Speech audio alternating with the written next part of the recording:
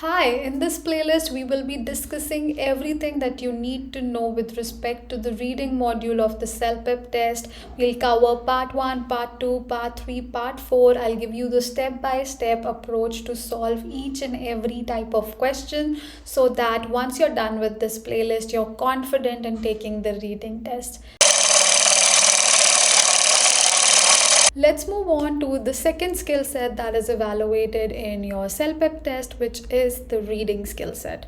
Now, the reading test takes up to 60 minutes to complete, and there are 4 different reading parts that you have to complete in the stipulated time. There might be certain extra parts that will be included just for test research and development purposes, which are called the unscored reading parts. I have explained these in detail in my previous videos, so if you're new here, hit the subscribe button and also hit the bell icon so that you get updated with all the videos that we upload on our channel. Now, there is no way that you will get to know which one is scored and which one is not scored. So it is important that you treat the entire test in the same manner and put in your 100% effort while attempting the questions. Now, this is not an academic reading test. It is a test wherein the types of texts or the passages will look similar to the ones that you would encounter in your daily life in Canada. So it's not very complex as some people consider IELTS academic reading to be. It's simpler, but it's something that you'll encounter in your daily life in Canada. Next up is the difficulty level, which is very important to understand. The difficulty level increases with each passing part, which means that the difficulty level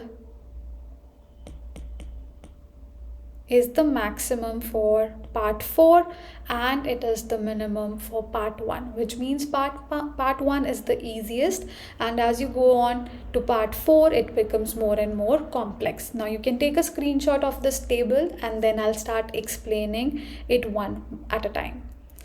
So first and foremost, we have part 1, which is reading for correspondence. There are 2 readings. First task is reading part 1, wherein you read a personal message and answer 6 questions on the text.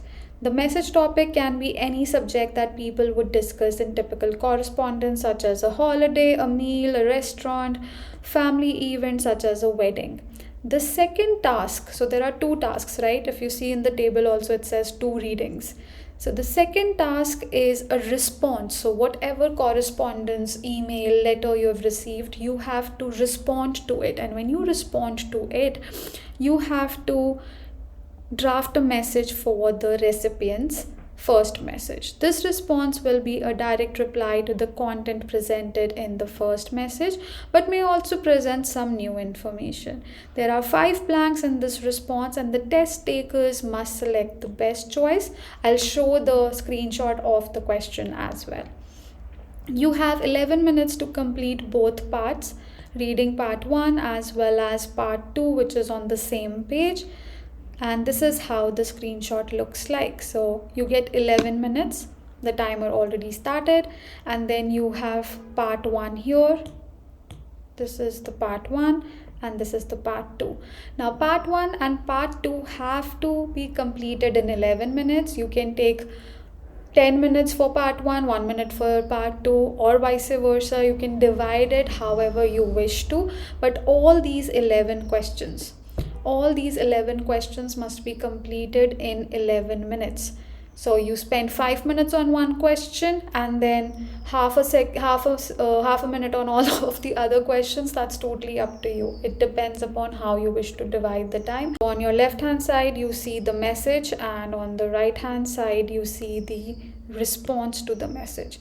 So here Mia is being addressed and Maria is the one who's writing. Here it's the other way around. You're writing to Maria and Mia is the one who's writing this response. Let's move on to the next one, reading to apply a diagram.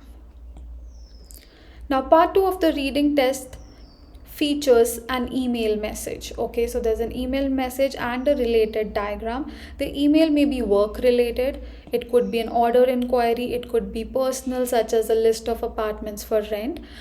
Just like the part 1, the second part of the reading test also has 2 tasks. First, the test taker needs to complete the message by filling in 5 blanks. There are then 3 statements about the email below the message which you have to complete. Let me show you how it looks like. So you have 9 minutes to complete the part 2 of the test, wherein you have to read the diagram on the left hand side. So it's like a pamphlet, booklet. You have to read the diagram, understand it, and then you have to answer the email message. So this thing that you see, it's an email. This is an email. This is an email. You have to fill in the blanks. You have to fill up the responses in the email, and then there would be 3 questions that would be related to the passage here. Part 3 is reading for information, wherein you are presented with informational text of 4 paragraphs on a wide variety of topics. You have to match statements to the text by deciding which paragraph contains the information given in the statement. Now this is how it looks like. You have 10 minutes to complete it. 10 minutes to complete part 3, and there are 9 questions that you have to complete. On the left hand side you see the passage. So this is an article. The paragraphs are labeled A, B, C and D. E is not given, right?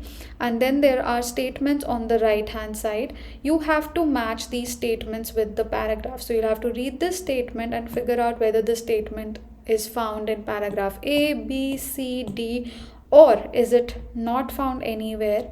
If so, you mark E as the answer. So this is how the reading part 3 looks like, and if you're not able to understand it properly, don't worry, I'll be making an in-depth video about a step-by-step approach to solving this question. Next is reading for viewpoints. So your skills will be assessed whether or not you can make inferences, integrate information from different parts of the passage, whether you are able to differentiate between opinions, facts, and also have a conceptual level of vocabulary. You have 13 minutes to complete this task. Let's have a quick look at the screenshot of this part. So on the left hand side again you see an article from a website. This is an article. There are 3-4 people that you can spot here.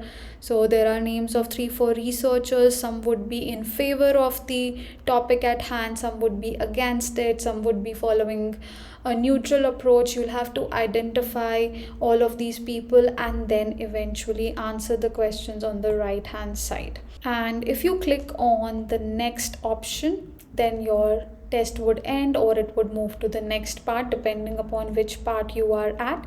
And as in case of the listening test, here as well my advice is the same. Do not click on the next button or prompt, because once the time is out you'll automatically move on to the next one. In fact, use the time to proofread or change your answers if needed. That's about it for this video. We have discussed the reading format. It has 4 parts, and to sum it up, you can have a look at this table all over again, and if you have any questions you can put it down in the chat box and I'll take care of it. Bye bye, take care.